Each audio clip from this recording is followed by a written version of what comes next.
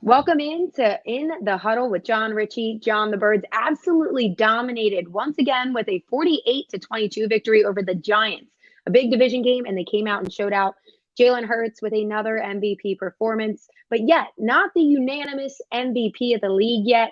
If the season were done today, who would be your most valuable player in the NFL?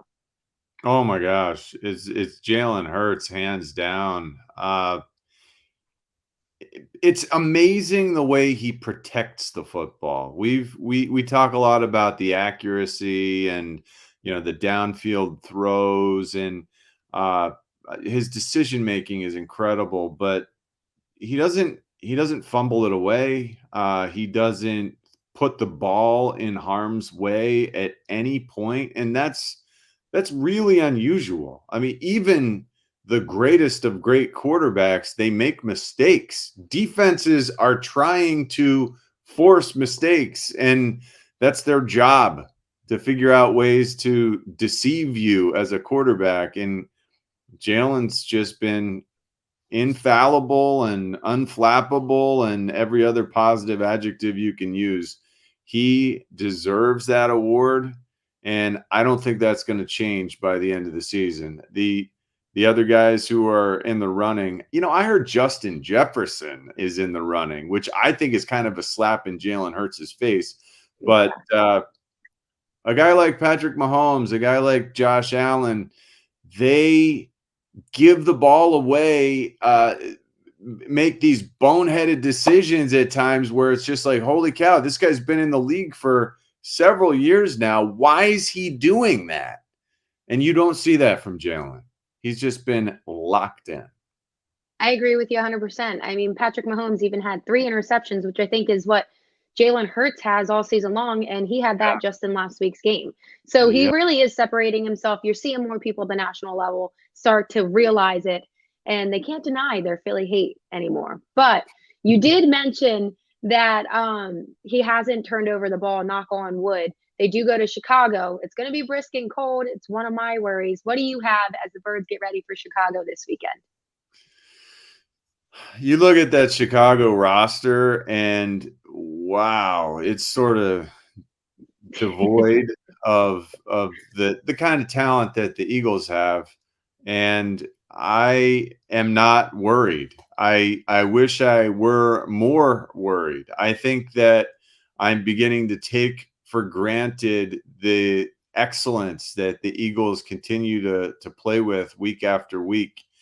Uh, Chicago, they have real challenges. They have a young quarterback who is very, very talented, but I don't know who he's supposed to throw the ball to. And they really want to keep the ball on the ground more than anything, run the ball, with him handing it off and with him keeping it himself. I think Justin Fields gives them their best chance to move the ball and score offensively.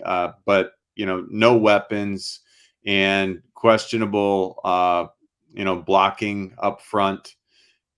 Justin Fields he's in a tough spot. And especially with the way this Eagles defensive line has been really picking it up lately with the pass rush, I think this game will be out of hand. And I think for the third week in a row, the Eagles starters will be pulled with a quarter left in this game. And it's crazy to talk like that. That does not happen in this league.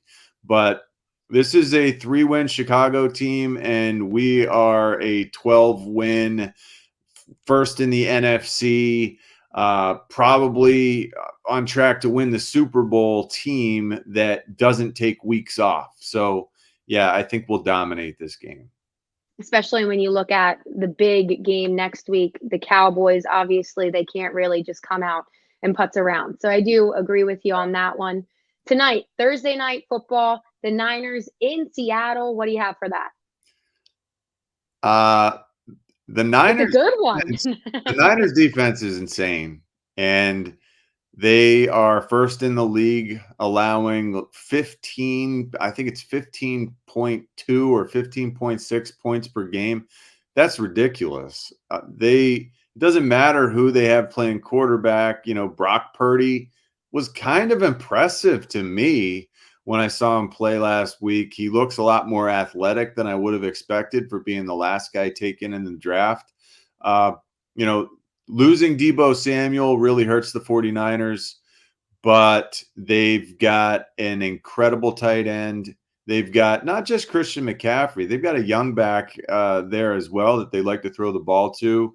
I think they've got an incredibly smart offensive and defensive, for that matter, coaching staff.